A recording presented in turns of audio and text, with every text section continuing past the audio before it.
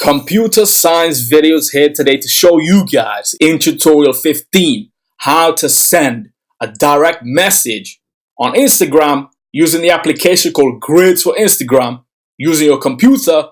Without further ado, let us start the video. So the first thing we need to do is go all the way down to the dock, click on the application GRIDS itself, go to the direct message, top right corner looks like an arrow, click on this. Search for the person you wish to send a message to.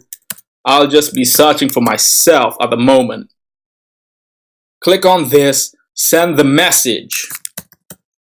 Hello. I will now be going to my mobile phone to accept the message and send one back as a way to acknowledge that I have received and read the message.